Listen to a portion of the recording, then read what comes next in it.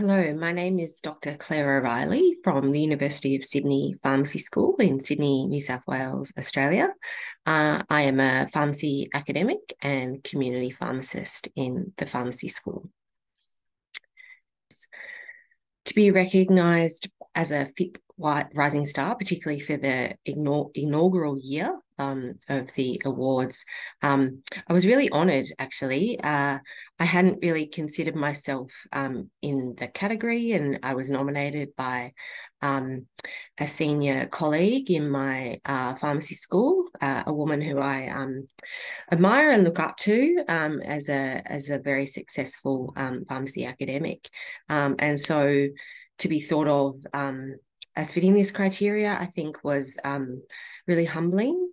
And also, I think being recognised by your own peers for the work that you do is really rewarding. It kind of helps you reflect and take a step back to see that others have noticed that your work, or that also that your work has had impact. So I think that was a great honour to be considered as part of that. Question: the most challenging moment in my career was probably pretty early on when I embarked on it during my early years of my PhD. So in the early years of my PhD, I had to kind of make a tough decision to change some of my supervisory team and change a little bit of the direction of my PhD, which was a really scary thing to do at the time. I was very junior, and making that decision among senior supervisory colleagues was stressful and challenging thing to do.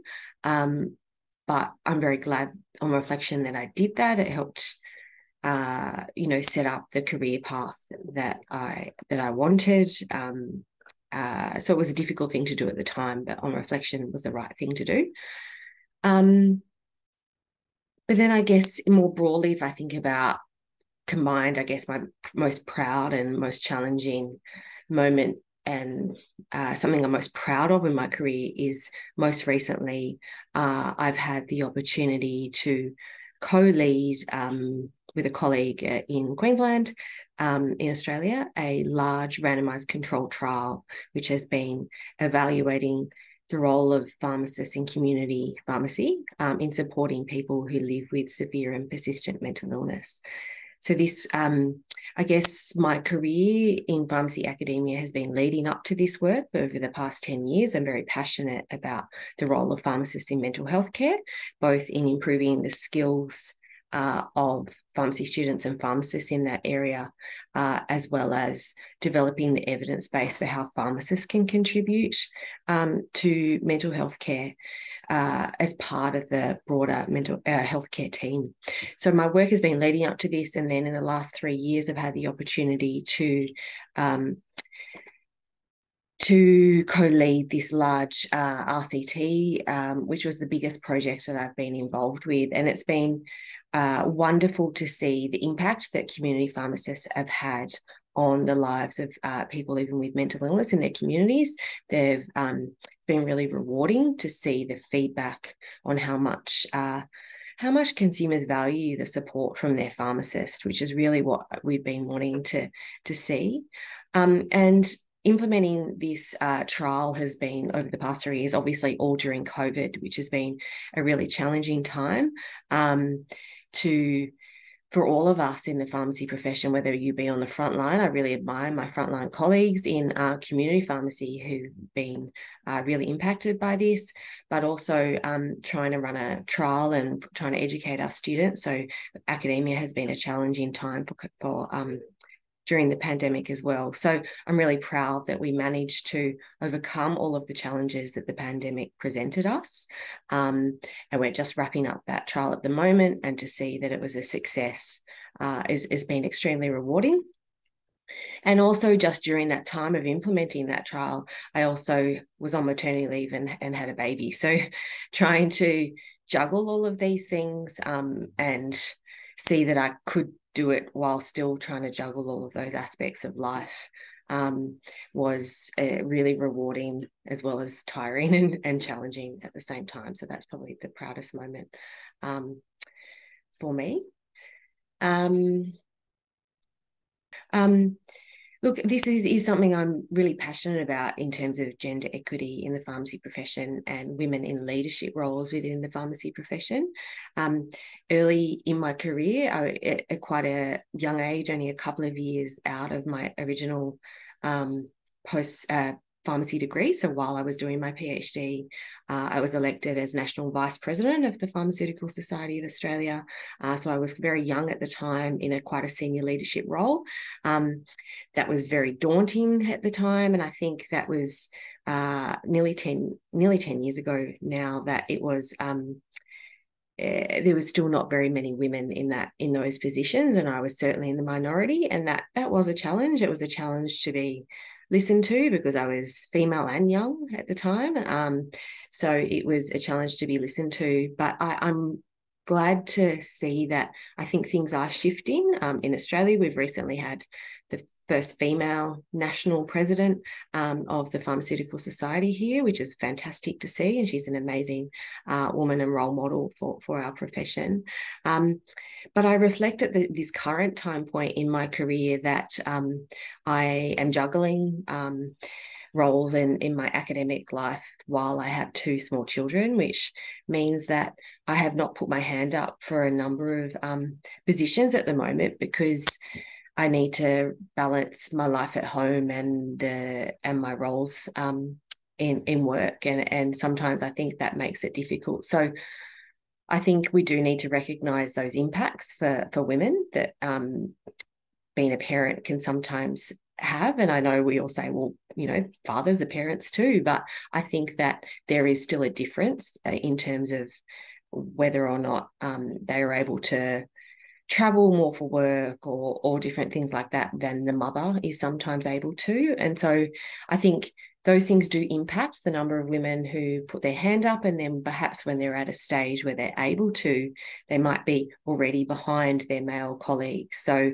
I think we do need to recognise that and try and find ways to allow women to take on these roles, perhaps recognising that they may not be able to travel and represent that organisation at every event because they can't be away from home for that long. So I think we need to think about ways to do that, because I do think we are going to still continue to struggle with that until we think differently about how we can support women in leadership roles, I think, within the profession and within broader kind of healthcare roles, I think.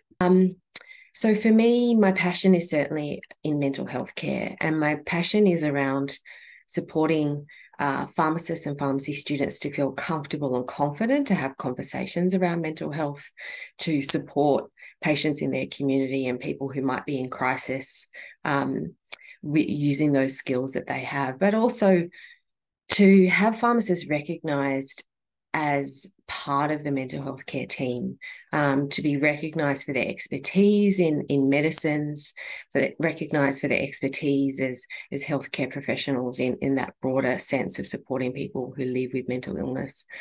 So that's certainly probably what I would like to continue to work on and hopefully have broader recognition. Because I think we are seeing a shift, certainly in Australia. I feel like in the last 5 years or so, more and more pharmacists are interested in mental health, but more broadly, broader stakeholders and other health professionals and consumers are recognising that pharmacists do have a role to play in mental health care, and that they are a health professional they can seek advice from. But we need to work on formalising those pathways and formalise the role that a pharmacist has, integrate them into those care pathways, integrate them into suicide prevention strategies, remunerate them appropriately for their expertise and the roles that they play in supporting people who live with mental health care. So that's where I'd really like to hopefully continue to work on and see a bigger shift in the next 5 years.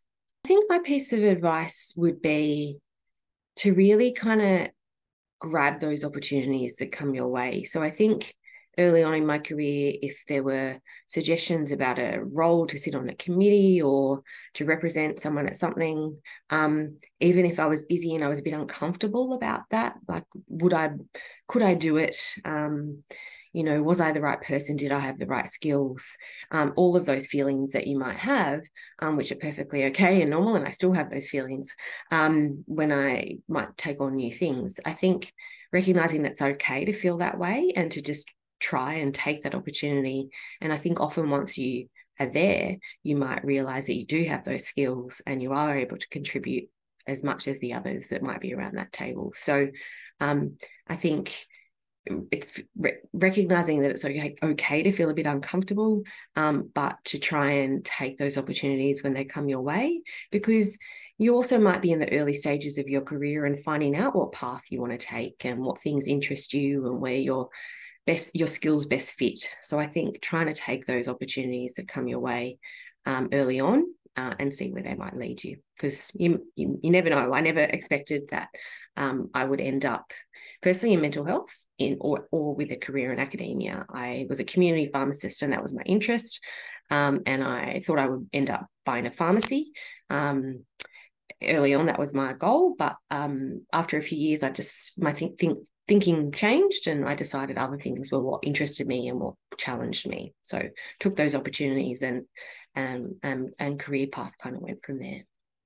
Okay, so if I reflect on a woman in my life, or particularly in my professional life, who has influenced who I am today, would be someone who I worked with when I was senior National Vice President of the Pharmaceutical Society of Australia. So I had that position when I was still fairly young in my career, but I had the opportunity to work with a senior woman who was working within that organisation, who I really looked up to for her passion for driving change within the profession, for her ability to take on those roles, I think, and kind of the way that she led meetings, the way that she mentored others within the organisation. And so I think in those early stages where I was finding my feet in some leadership roles, I really looked up to her around and learned so many things, I think, from her. And she was someone I often sought advice from around a different career kind of aspects at that point in my career. So look, I think, but since then there have been certainly been others in my career that I've looked up to, and certainly some of those are not always women either. They have been men who I've admired often in the way that they lead. So I really appreciate leaders who are collaborative, who take the time to recognize those around them and the contributions that they make and make people feel valued. And I find that often helps bring the team with them. So I've reflected on some of those things as I've gone through my career and thought about how I can take on board those leadership skills in my own team and how I can support those and provide opportunities and ensure that I'm giving feedback and support to members of my team. Okay, thanks.